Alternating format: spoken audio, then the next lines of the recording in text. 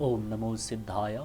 म सिद्धधर्म सङ्घनायक श्री पञ्च सत्य सनातन राजा जयपृथ्वी बहादुर सिम्माले साल ग्रेगर अफ सिन्डोम रेसिडेन्सियल हाउस प्रागा चेक्स्लोभाकियामा दिनुभएको प्रवचन सो समारोहका सभापति प्रोफेसर डाक्टर लिस्नेले सभापतित्व ग्रहण गर्नुभएको थियो।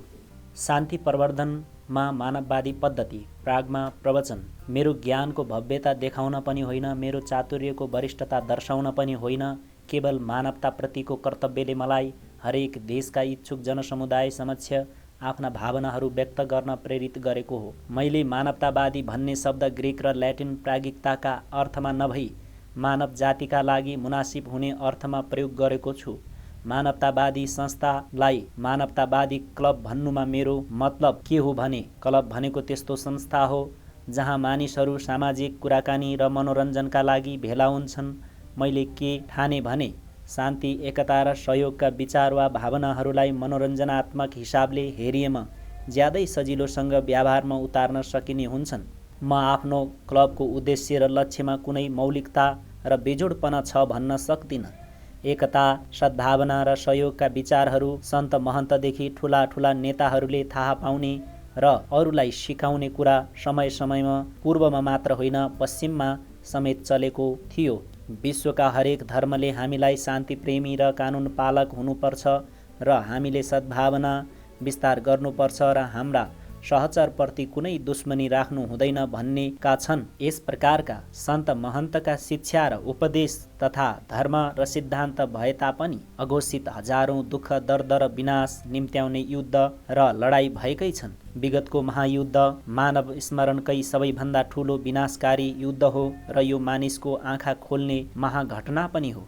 यसले युगौंदेखि भएको विकास र सभ्यताले अझै मानिसमा पाश्विक झगडालु प्रवृत्ति हटेको छैन भन्ने स्पष्ट देखायो। यसले के पनि देखायो भने मानिसहरू जो सभ्यता र संस्कारका युगबारे गर्व गर्दथे, जो मायालाई धर्म र भातृत्वका रूपमा मान्दथे, तिनीहरू पनि यस्तो निर्दयी र घातक युद्ध, जुन युद्धसँग दाँच्दा बरु ढुङ्गे युगका युद्धहरू सौम्य, सौहार्द र सम्मानित थिए, संलग्न भए। विगतको महायुद्धले एउटा अर्को कुरा पनि प्रमाणित गरेको छ। त्यो के हो भने, अब युद्धले विवाद सुल्झाउँछ वा समझदारी कायम गर्छ भन्नु बिल्कुलै व्यर्थ साबित भएको छ। युद्ध विवादको समाधान कहिल्यै हुन सकेको छैन। युद्धले कहिल्यै दुई पक्षलाई एउटै ठाउँमा राखेर सम्मानपूर्वकको सम्झौतामा पुर्याएको पनि छैन। निश्चय पनि तपाईँ युद्धको अन्त्यमा जित्ने र हार्नेका बीच गरिएका सन्धिलाई सम्झौता भन्नुहुन्न नै। अनि दुई व्यक्ति आपसमा झगडा गरेर एकले अर्काको टाउको काट्दछन् भने त्यसलाई पनि तपाईँ सम्झौता गरेको भन्न सक्नुहुन्न। युद्धले जे जति गर्छ त्यो मानिसमा पशु प्रवृत्तिलाई प्रश्रय दिने मात्र हो। युद्धका उपज भनेका विनाश र विपत्ति हुन्। निसन्देह यो कुरा विगतको महायुद्धले प्रमाणित गरेको छ। फलत युद्धबाट मानिसले जुन शिक्षा पायो त्यसबाट कैयौं संगठनहरू र संस्थाहरू ठाउँ ठाउँमा गठन भए। अन्तर्राष्ट्रिय क्षेत्रमा सुमधुर सम्बन्ध र सद्भावना कायम गर्न र राष्ट्रहरूका बीच युद्ध हुने स्थितिलाई असम्भव तुल्याउने उद्देश्यले प्रयत्नरत रहे। यी शान्ति अभियान बाहेक कैयौं अन्तर्राष्ट्रिय शान्ति सम्झौता पनि भएका छन् जसको उद्देश्य युद्धलाई समाप्त गर्नु हो।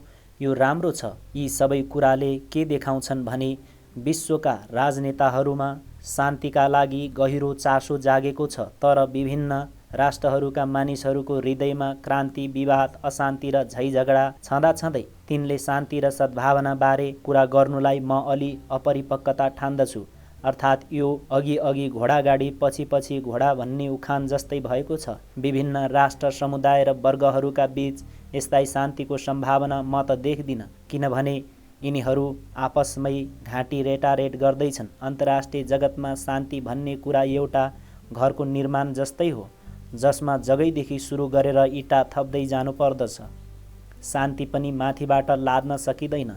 ती ठुला बडा माननीय मानिसहरूले पनि आफ्नो दरबार जस्ता भवनहरूमा बसेर जनतालाई ओ यता हेर्नुहोस्, तपाईहरू शान्तिमय हुनुपर्छ भन्न मिल्दैन। यस्ता कुराले केही हुँदैन पनि। त्यसकारण शान्ति चाहने र ठुलो ओहदामा रहने तपाईहरूले सर्वसाधारण जनतालाई शान्ति र सद्भावनाको आवश्यकताबारे सिकाउनु पर्दछ। यस्ता कुराहरू उनीहरूको हित र चासोका लागि पनि हुन्। उनीहरूका सुविधा र सुखका लागि हुन्, अझ उनीहरूको जीवन संरक्षणका लागि पनि हुन् भन्ने कुरा सिकाउनु पर्दछ। सर्वप्रथम यसै उद्देश्यले शान्ति र सद्भावना तथा सहयोगको भावनालाई सर्वसाधारण जनता समक्ष पुर्याएर उनीहरूले यसलाई सहज रूपले बुझुन् र ग्रहण गरून् भनेर नै मैले मानववादी क्लब खोलेको हुँ। मेरो दोस्रो उद्देश्य के हो भने सबै देशका मानिसहरू एउटा साझा स्थानमा भेला भएर सम्मान हितका विषयमा आपसमा विचार आदान प्रदान गर्न सकुन् भन्ने हो। मानवतावादी क्लबको यस पक्षबारे म केही थप कुरा पनि राख्न चाहन्छु। हामीले गहिरिएर हेरेमा के देख्छौँ भने झगडा र शत्रुता जुन विभिन्न दल र समुदाय वा व्यक्तिहरूका बीचमा चलिरहेको छ त्यो गलत सुझबुझ वा असमझदारीका कारण भएको हो। अन्तर्राष्ट्रिय शान्ति र सद्भावनाको प्रवर्धनका लागि सबैभन्दा पहिले अन्तर्राष्ट्रिय समझदारी हुनुपर्दछ। दुई राष्ट्रमा एकले अर्कालाई बुझ्दछन् र एकअर्काले अपनाएका नीतिहरूको प्रशंसा गर्दछन् भने ती दुई देशका बीचमा झैझगडा हुने सम्भावना निश्चय पनि कम हुन्छ।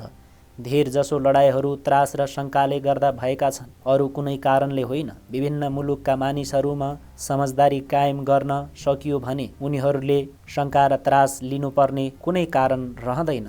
केही दशक यता भएका विज्ञान र अन्वेषणका आश्चर्यजनक प्रगतिलाई विचार्दा टाढा टाढाका देशहरूलाई निकट सम्पर्कमा ल्याउन कुनै अप्ठ्यारो छैन। पुराना दिनहरूमा मानिसहरूसँग विचार र संस्कृतिको आदान प्रदान गर्न समय र दूरी नै बीचमा बाधक बनेर बसेको थियो। अब त्यस्तो छैन।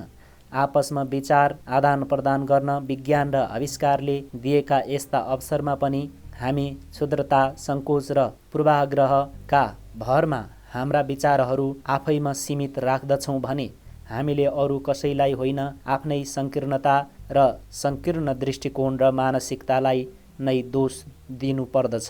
केही हप्ताको छोटो समयमा कैयौँ समुद्र र ठुला ठुला महाद्वीपहरू पार गर्दै म सुदूर भारतबाट युरोप आएको छु। यातायातका अन्य साधनहरू पनि छन् जसबाट अझ छिटो पनि आउन सक्दथे। यतैका मानिसले यही कुरामा कैयौँ कष्ट र कैयौँ महिनाको सामना गर्नु पर्दथ्यो, तर आज पहिलेका भन्दा कैयौँ सुविधाहरू छन् जसबाट विभिन्न जाति र वर्गका मानिसहरूमा निकट सम्बन्ध राखेर आफू आफ्नो संस्कृति र सभ्यताबारे सकेसम्म जानकारी दिन सकिन्छ। यस प्रकार आपसी भेटघाट र विचारको आदान प्रदानद्वारा हामी हाम्रा लागि र विश्व शान्तिको लागि बाटो निर्माण गर्न सक्दछौँ। यही सन्देश लिएर म युरोपका हरेक देशहरूमा मेरो संस्थालाई सहयोग गरिदिनुहुन भनेर यहाँ आएको छु र यहाँहरूलाई जेनेभा र बर्लिन दुवै ठाउँमा मेरो विचारप्रति सन्तोषजनक हौसला मिलेको छ भन्ने कुरा सुनाउन पाउँदा मलाई खुसी लागेको छ। यहाँ चेकोस्लोभाकियामा पनि कसैले अघि सरेर यस संस्थालाई सहयोग गरी आफ्ना दृष्टिकोणहरूलाई अघि सारेर यस देशसँग शान्ति र सद्भावनाबारे विचार आदान प्रदान गर्ने कुरामा सहयोग पुर्याएमा त्यो मलाई गौरवको विषय हुनेछ। विश्व साँच्चै शान्तिमय हुने हो भने विभिन्न देशहरू आपसमा नलड्नु मात्र होइन, हरेक देशका विभिन्न वर्ग र दलहरू पनि शान्तिपूर्वक बसेका हुनुपर्दछ। अचेल अन्तर्वर्ग र अन्तर साम्प्रदायिक झगडाहरू बढी खतरनाक भएका छन्। पूर्वमा अचेल हरेक दिन हडताल, बन्द, अन्तसाम्प्रदायिक झगडा, तनाव र प्रदर्शनहरू भइरहेका छन्। युरोपमा पनि मैले यस्तो कुराहरूको कमी पाइनँ। वास्तवमा यस्ता कुराहरू पश्चिमबाट पूर्वले आयात गरेको हो। उदाहरणार्थ मे महिनाको 1 तारिकका पत्र पत्रिकाहरूमा मजदुर वर्गको दुई दलहरूका बीचको लडन्त भिडन्तले युरोपका कैयौँ सहरहरूमा ठुलो धनजनको क्षति भएको खबर पाएँ। यसमा म बसेको बर्लिन पनि अपवाद रहेन। युद्ध चाहे दुई राष्ट्रबीच होस् वा गृहयुद्ध, हिंसात्मक प्रदर्शन हुन् वा विभिन्न दलहरूका बीच हुने साम्प्रदायिक झगडा हुन्, धनजनको नाश भएर चोट पुग्दछ भने यी सबै मानव मात्रका लागि विनाशकारी उत्पादन हुन् भन्नुपर्दछ। मेरा विचारमा राष्ट्रहरूलाई भविष्यमा यस्ता युद्धबाट रोक्ने एउटै उपाय के हो भने विश्वका मानव समान छन् अर्थात् एक हुन् भन्ने भावना जगाउनु र एकता र सहयोगको भावना आफ्नै सुरक्षा र सुविधाका लागि हो, साथै आफ्नो प्रिय जीवन रक्षाका लागि पनि हो भन्ने कुरा सिकाउनु। यो कुरा कुनै धार्मिक उपदेश वा कुनै आदेश वा कानुनका रूपमा वा सुझावकै रूपमा होइन, यो त सर्वसाधारणको जीवनका हर बखतमा आपसी कुराकानी, घुलमेल, खेलकुद वा मनोरञ्जनकै क्षणमा सहज उत्पन्न हुनुपर्दछ। यही तात्पर्यले गर्दा म देशावरमा गएर मसँग सहमत भएर सहयोग गर्ने व्यक्तिहरूसँग आफ्नो देशको अवस्था अनुरूप सहयोग गर्नुहोस् भनेर अनुरोध गर्दै आएको छु।